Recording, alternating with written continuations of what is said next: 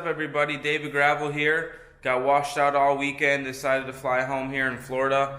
Had some housework to do, had to see the girlfriend, and decided to work on my cars a little bit. So today I'm just going to give you a little overview of my Mustang, what I'll be doing to it today, and I've been battling a couple issues with it, but we'll get it fixed up and figured out. So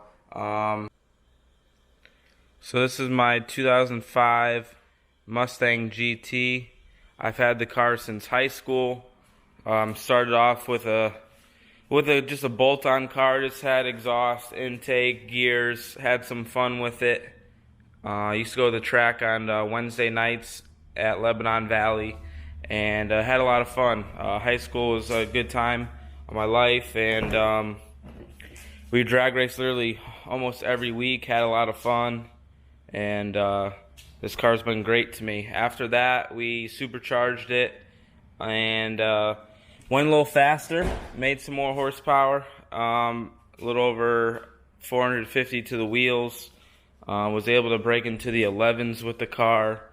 After that, decided to get more serious and built the motor, turned the boost up quite a bit, and now it's a pretty serious car. Swapped a 6-speed in it, and here it is today. It makes around 800 horsepower to the wheels. I've been the best of 988 with it, which is actually the fastest 3-valve Mustang with a stick. It does not have the factory transmission. It has a T56 Magnum, and it's a badass tranny. It works very, very well. It's never missed a gear with it, so it's been really, really good. But just looking at the engine bay here, we have 281 cubic inch motor, the factory 3-valve heads ported. We have some comp cams, they're blower cams. We have their retainers and springs. Thank you, comp cams. They've been a good supporter of me in racing, and they hooked me up with the Mustang. We got the Ford Racing intake manifold and throttle body. We have a Paxton 2200 intercooled kit, 20 pounds of boost. That's what makes all the power. It runs on E85. Got a little custom intake there. IPC in Indianapolis helped me with that intake. Other than that, it's pretty basic. Just nothing special. We got a 4 fuel system. Lund Racing does the tuning.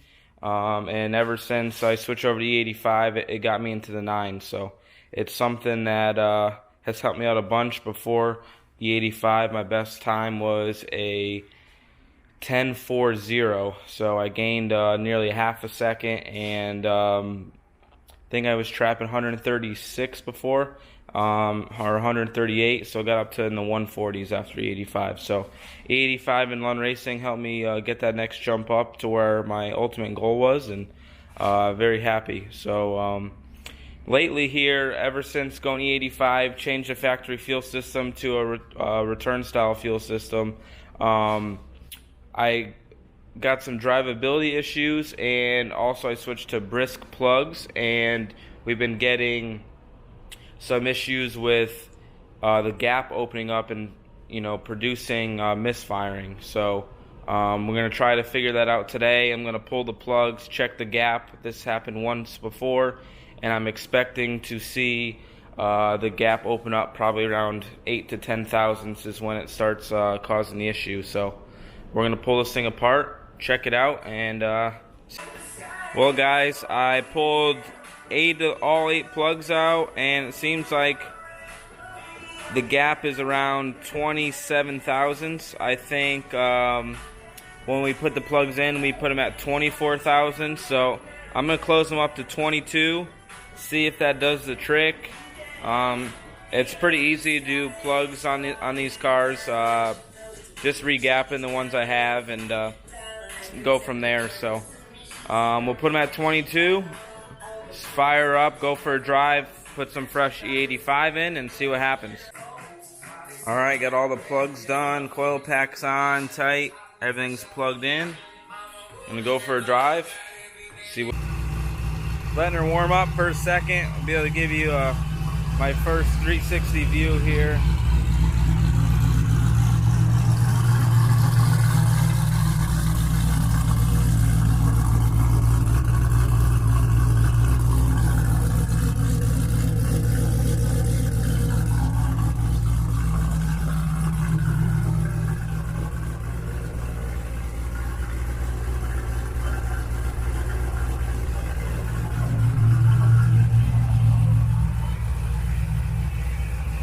those Willwood brakes on there. Thank you, Dave at Willwood.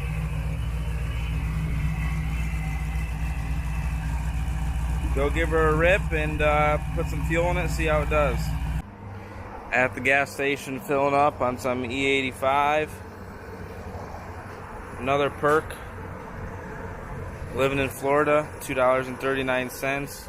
Pretty much race fuel out of the pump. So Connecticut, that wasn't available, so I couldn't really run E85. Would have been a pain in the butt. So it drove pretty good here.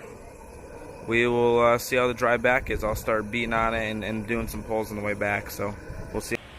Alright guys, got back to the house. It didn't seem like it misfired, but there was some hesitation. I've had issues ever since I installed my MSD two-step on the car. So my next step is going to take that off. I'm letting the car cool down right now. Luckily I got air conditioning garage and using this fan to cool it down so I don't burn my arms. So I'm going to take the MSD off and see what happens, go for another drive and go. Alright guys, took the car for a ride, took the whole MSD harness out for the two-step. It pretty much plugs into the coil pack plug, and then another plug goes into the MSD box here. So it's kind of like a jumper harness. Results the same, so it is not the MSD two-step. I have an issue somewhere else. I'm probably gonna maybe get some new plugs, maybe a different brand, and go from there. But I got fresh fuel. I know the plugs are gapped correctly, and I just got to figure it out. So stay tuned. But that's what's going on right now. So that's gonna do it for today's video. This is something new for me. Showing the sprint car people and everybody else in the world kind of what I do on my days off. When you deal with a high horsepower car like this, 800 wheel horsepower, drivability goes down, reliability goes down. Nothing's really stock with the car anymore. So it's expected. It's something they have to battle, especially when you don't drive the car a lot. So I'm sure we'll get it fixed up. I'll probably bring it down to power by the hour and have Alex at Lund Racing probably take a peek at it and maybe throw some new plugs in it.